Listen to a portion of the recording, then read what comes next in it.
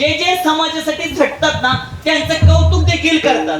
मग तुकोबाराने असं कोणत्या महाराजांचं कौतुक केलं? तुमच्या माझ्या रयतेच्या छत्रपती शिवरायांचं कौतुक केलं. खरं पाहायला गेलं ना, आपण कधीतरी बारकाईने विचार करा. आता सध्या समाजामध्ये जो सगळीकडे पाहायला गेला आपल्या धर्मावर घाला घातला जातोय ना, त्याला आता पारावारा उरला नसता जर आपल्या या पतित पावन भूमीमध्ये छत्रपती शंभूराजेंचा जन्म झाला नसता. तुमच्या माझ्या रयतेच्या राजाचा छत्रपती शिवरायांचा शिवनेरीवर जन्म झाला नसता तर आपल्याला आज नको नको अशा घृणित कृत्याला सामोरं जावं लागलं असतं. अहो, जोपर्यंत छत्रपतींनी हातामध्ये समशेर घेतली नव्हती ना, तोपर्यंत तुम्हाला आम्हाला अक्षरशः कपाळाला गंध लावायचा पण अधिकार नव्हता. सकाळी उठल्यानंतर संध्याकाळी आपली माणसं घरी येतील की नाही याची पण खात्री नसायची. आपल्या महिलांना नको नको एवढ्या अमानुषिक छळाला सामोरं जावं लागायचं. पण या पवित्र भूमीमध्ये छत्रपती शिवरायांनी शंभूराजेंनी जन्म घेतला आणि जन्म घेतल्यानंतर सर्व सुखांचा त्याग केला आणि रयतेचं स्वराज्य उभं करण्याकरिता त्यांनी त्या ठिकाणी धाडस केलं, धारिष्ट दाखवलं. छत्रपतींनी उभं आयुष्य रयतेच्या रक्षणाकरिता असं वाहिले. तुमच्या सर्वांच्या माहितीसाठी सांगतो, छत्रपतींच्या अनेक ठिकाणी आपण दाखले ऐकले असतील, त्यांची गौरवाची सगळ्या कथा ऐकल्या असतील, पण त्याच्यावर कधी आपण चिंतन केलं नाही. छत्रपती विचार करा, आज तुम्ही रस्ता हा ओलांडताना आपल्याला वाटतं गाडी भरधाव वेगाने येते आणि आपल्याला उडून जाते का काय, आणि आपण ज्यावेळेस रस्ता क्रॉस करतो त्यावेळेस आपण असं करतो, वाचलो बाबा, असं वाटतं आपल्याला. पण ज्या छत्रपती पहिल्यापासून सरदार आहे, एका इशाऱ्यावर 10 सैनिक पाणी घेऊन येतात, ते काहीच गरज नाही रयतेसाठी हातामध्ये समशेर घेऊन त्यावेळेस असणाऱ्या आदिलशाहीच्या विरोधात जाण्याची. पण छत्रपतींना त्यांच्या मातेने संस्कार दिले, राज तुम्ही फक्त एक सरदार म्हणून निर्वायला आलेले नाहीत, तुम्हाला या रयतेचं रक्षण करायचे. आपल्या देव देश धर्मासाठी स्वतःचा जीव वाहायला पण मागं पुढे पाहू नका. ही व्यापक विचारांची जिजामाता होऊन गेला. त्यांनी छत्रपतींना अक्षरशः स्वराज्य उभं करण्याच्या त्या यज्ञामध्ये अग्नितांडवामध्ये ढकलून दिलं. सांगतो का? अहो, विचार करा, पहिलं युद्ध असं नसायचं 50 सैनिक यांची 50 मावळं आणि आता युद्ध लावा, असं नसायचं. पहिलं युद्ध म्हणजे ज्यावेळेस समशेरी घेऊन सगळे रणधुमाळी उडायची ना, अशी धूळ सर्वत्र उडायची. गनिम कोणता, मावळा कोणता, राज कोणता, अंगरक्षक कोणतं, कशाचीच कुणाला सूद राहत नसायची, एकमेकांवर तुटून पडायच्या. विचार करा, कोणत्या पण समशिरीमध्ये छत्रपतींचा अंत झाला असता आपल्या सर्वांना ठाऊक आहे. पण हे मग आपण अंदाज लावू शकतो छत्रपतींचा अंत झाला असता मग त्यांच्या मातेला लावता येत नव्हता का? जिजामातेंना माहिती होतं माझ्या लेकराचं पण कोणत्याही ठिकाणी अंत होऊ शकतो, पण माझं लेकरू कोणत्या कार्यामध्ये मरण पावल या धर्माच्या रक्षणाकरिता. म्हणून त्या मातेने आपल्या लेकराला त्या मृत्यूच्या अग्नितांडवामध्ये अक्षरशः ढकलून दिलं. छत्रपतींनी जर हातात समशेर घेतली नसती तर कदाचित आज आम्ही इथं कीर्तन करू शकलो नसतो. म्हणून तुकोबाराय देखील देवाचं तर कौतुक गातातच आणि त्याचबरोबर छत्रपतींना देखील तुकोबाराय धन्यता देतात. धन्य धन्य शिवाजी शिवराय.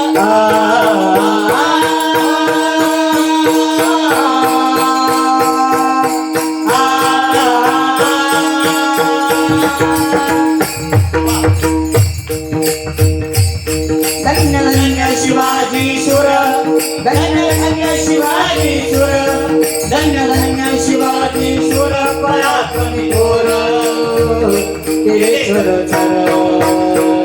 बाजूनी पाणी बाजूनी पाणी कडविला स्वराजाचा इतिहास.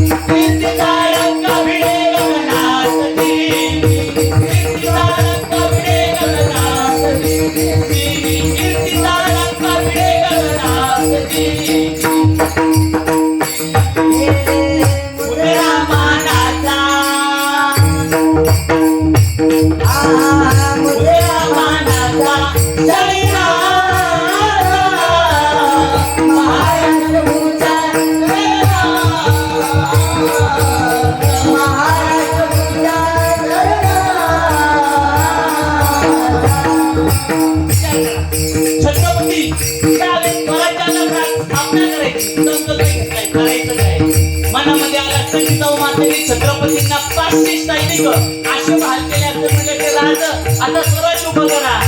नाही, ती माता म्हणाली राज स्वराज्य तुमचं तुम्ही उभं करायचे, तुमचे गवंडे तुम्ही शोधायचे, तुमचं सैन्य तुम्ही उभं करायचं आणि तुमच्या माझा राजा गावोगावी फिरत्यात, जत्रेला जात्यात, यात्रेला जात्यात, खेळ बघत्यात. एका गावामध्ये जाऊन छत्रपती शिवराय आपले मावळे गोळा करता येते. सुरुवातीला छत्रपतींना 100 मावळे मिळाले. नाही, अवघड 14 मावळे छत्रपतींना मिळालं. पण त्या 14 मावळ्याला छत्रपती सांगतात, अरे तुमच्या माझ्यावरती अन्याय करतात, की आदिलशाही असेल, निजामशाही असेल, निस्ताही खयाना असतील तुमच्या माझ्या स्वराज्यावर. त्यांच्या मुलीला बघून आपल्याला जर आपलं रक्षण करायचं असेल, आता हे हरवत चालणार नाही, आता संशय घ्यावी लागल. आणि 14 मावळ्यांच्या हृदयामध्ये छत्रपतींची स्वराज्य रचण्याचा तो अगदी तांडव उभा केला. शिवराय म्हणाले, आता आपल्याला स्वराज्य तर रचायचंय, पण त्यासाठी देवी चाहायचा आहे. मग त्यासाठी शिवरायांनी 14 मावळ्यांच्या सोबत घेतलं आणि कुठे गेले तर रायरेश्वर किल्ल्यावर गेले आणि महादेवाच्या पिंडीसोबत बसलेले छत्रपती सगळ्या मावळ्यांच्या हातामध्ये अवघड 16 वय छत्रपतींचं. पण संकल्प किती महान आहे. सगळ्या मावळ्यांच्या हातामध्ये तेल दिलं, भांडारा दिला आणि मावळ्यांना म्हणाले, मावळ्यांचा विचार करा. 14 विचार करा, तुमच्या हातात जो वेळ भंडारा आहे ना, तो फक्त वेळ भंडारा नाहीये. तुम्हाला वेळ प्रसंगी तुम्हाला या स्वराज्याची रक्षण करण्याकरता प्राणाला गमवावं लागेल. तर एवढे धाडस असेल तर हा आपल्या हातातला वेळ भंडारा महादेवाच्या पिंडीवर व्हा. त्या 14 पैकी एकही मावळा मागे फिरला नाही. 14 मावळ्यांनी आपल्या हातातला वेळ भंडारा महादेवाच्या पिंडीवर वाहिला आणि आपलं आयुष्य स्वराज्याच्या रक्षणाकरिता बहाल केले. तुमच्या माझ्या राजाने काय केलं? तुमच्या माझ्या राजाने फक्त वेळ भंडारा नाही वाहिला, तुमच्या माझ्या राजाने मेहनती संशय बाहेर काढली आणि त्या तलवारीने आपली गरज छाटली आणि रक्ताचा अभिषेक महादेवाच्या पिंडीवर केला. आणि तुमचा माझा राजा म्हणतो महादेवाला, महादेवा हा पहिला आणि शेवटचा रक्ताचा रुद्राभिषेक मी तुला घालतोय. इथून पुढे जेवढे रक्ताचे रुद्राभिषेक होतील ना, त्या मुलांच्या मी करेल. ते मावळे कसे उभे गेले शिवरायांनी?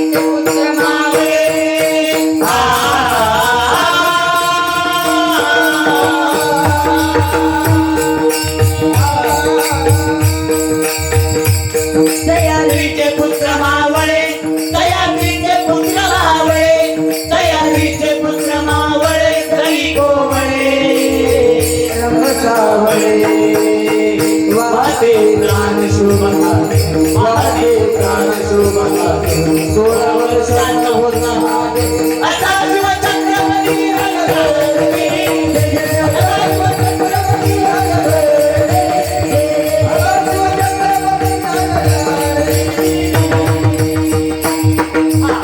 छत्रपतींनी पहिल्यांदा तोरण बांधलं, तोरण किल्ला जिंकला, छत्रपतींनी कोंढाणा जिंकला. दिवसाला मुलीवर छत्रपतींचं स्वराज्याचं व्यापक बदल चाललंय. आदिलशाही, निजामशाही, मुघल सगळीकडे धडाधड बातम्या पोहोचल्या.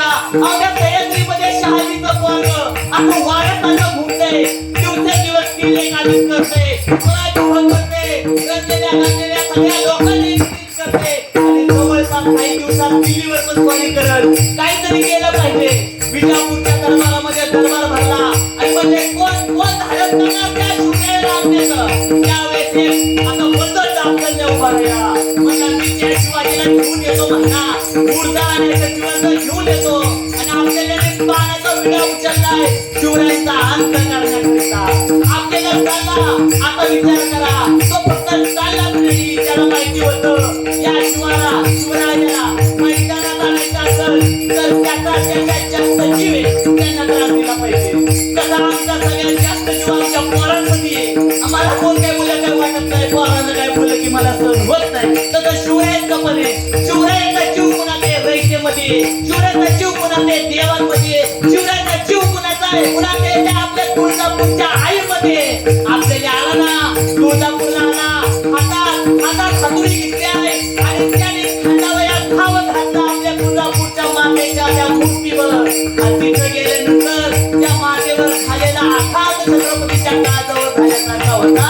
तो शिवराय म्हणत होते, कर्म धर्म संयोगाने त्याला असा चिंतन करायचंय, तोपर्यंत सहन करायचंय. आणि तुळजापूरला गेलं तर एकच कल्लोळ मागतो होता महाराज, आनंद निर्गुण प्रगट बाबाजी.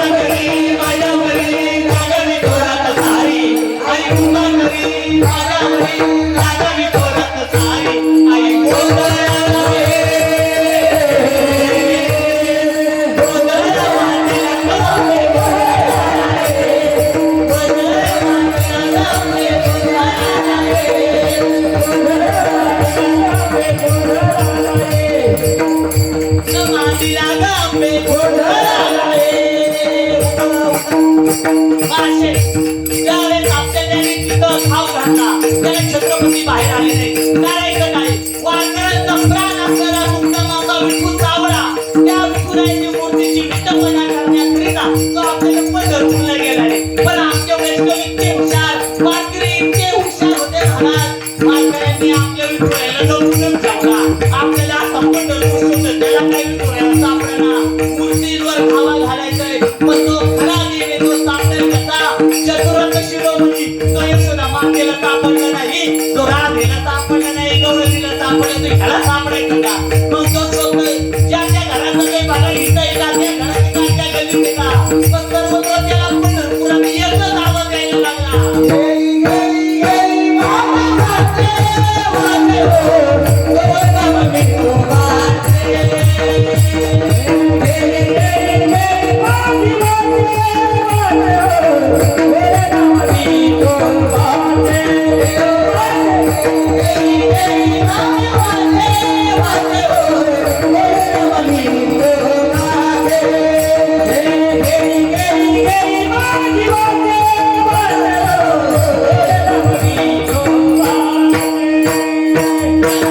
पंढरपूरमध्ये त्याला सापडलं नाही. आता करायचं काय? आपल्याला मी पंढरपूर सोडलं. त्याला कळालं आणि देवांच्या वर अन्याय केला तरी पण छत्रपती बाहेर येत नाही ना. आता जिवंत देवांवर अन्याय करायचा म्हणजे कुणावर? संतांवर अन्याय करायचा. आपल्याला चालला उडाला पैठणला गेलाय. नाथांचं पैठण आहे ना, पैठणमध्ये गेला. ज्या नाथांनी प्रत्येक गावात जाऊन पहावडं काय सांगितलं महाराज? डोर फिरवे तो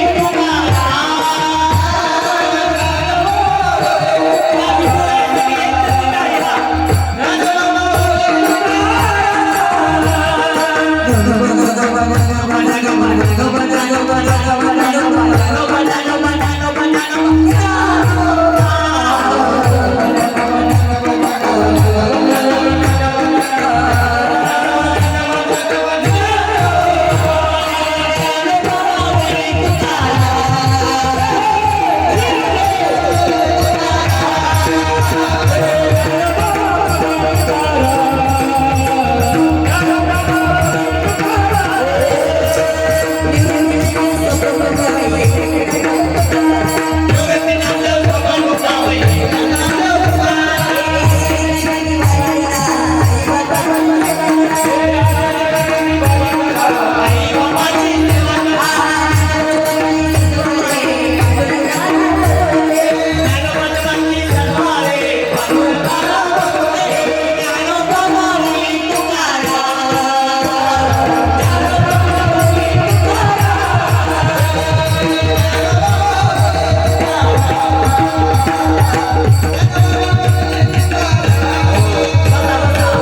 पंढरपूरला जाताना बसा खाली बसा दोनदा टाळ्या सर्वांसाठी दोनदा टाळ्या वा तुमच्या सगळ्यांची मला ना दृश्य काढत अशी दृश्य हा गंधर्व सगळे घेऊन जातात वैकुंठाला तुम्हाला आम्हाला थोडं राहू द्या मग त्या आपल्याला एक पैठण सोडलं आणि म्हणाला त्या महाराष्ट्राचा मुदेवरची ना त्या खंडोबाच्यावर घाला घालायचं आहे अरे ते खंडोबाचं आगमन दैवत नाही भक्ताचं कुणी उघडी केली खांद्यावर आरती चालते आणि हातात काठी घेते उघडी खांद्यावर टाकून भक्तांच्या रक्षणाकरिता पूजना संवारी भक्ताला ठेपायापाशी आणि मग त्या खंडोबाच्या शेतीमध्ये आपल्याला आला त्याचं सैन्य आलं आजही खंडोबाच्या देवळात जाऊन बघा महाद्वाराच्या शेजारी यशवंतरावांची समाधी आणि त्या समाधीमधून जसं त्या आपल्याला सैन्य त्या महाद्वाराला रस्ते घालायला लागलं त्या यशवंत महाराजांच्या समाधीला असं खूप बाहेर निघलं समजा आपल्याला सगळं सैन्य पडायला लागलं सगळीकडे गोंधळ उडाला तो कसा मल्हारीची वारी रे माता मल्हारीची वारी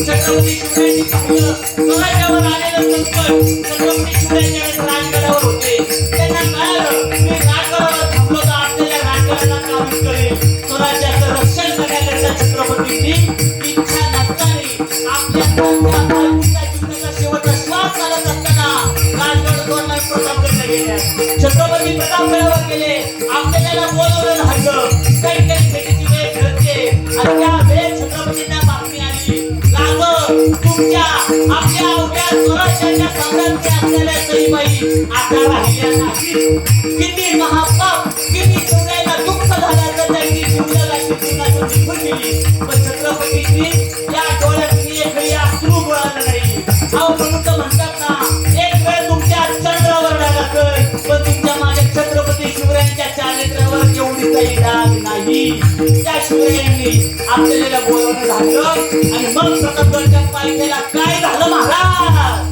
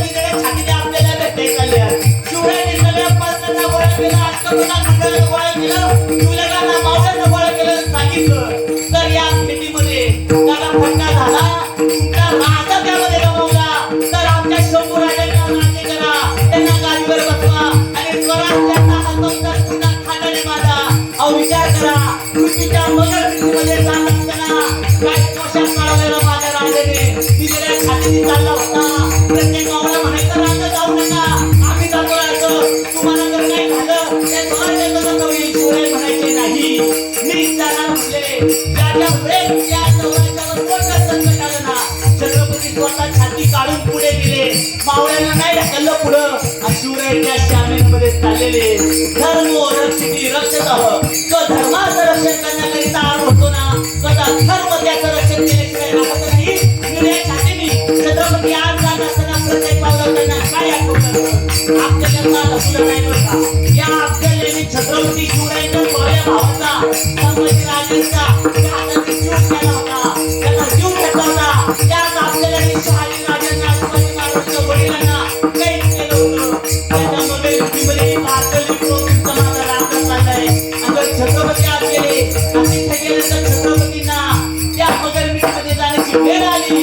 शिवरायांनी आलिंगन दिलं ते कसं महाराज